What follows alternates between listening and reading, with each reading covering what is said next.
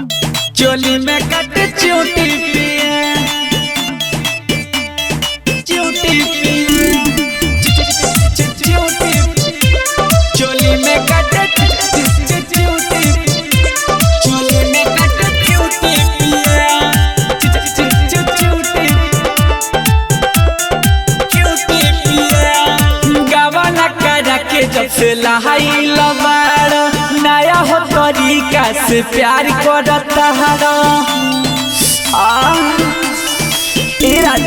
गवाना करा के जब से लहाई लबाड़ा नया हो तरीका से प्यार करता हरा जानिया चौके में चिहुकी पिया करी ना ऐसे ड्यूटी पिया चोली में काटे चूटी पिया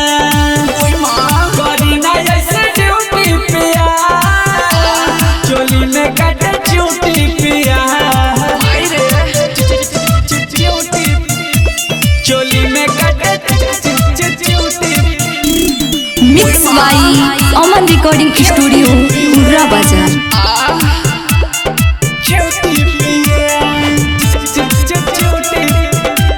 चोली में कट चूटी पिया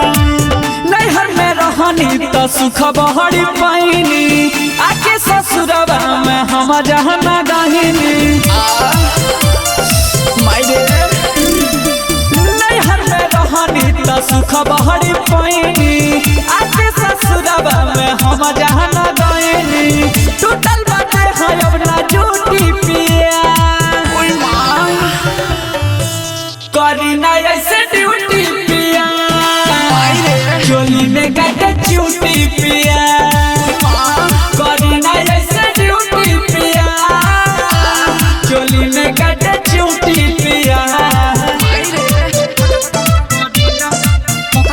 चोली में कट चोली में कट चोली में कट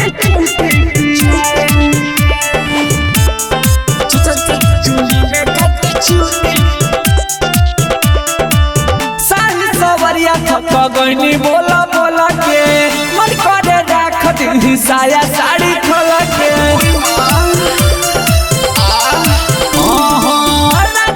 साबिर थक गईनी बोला बोला के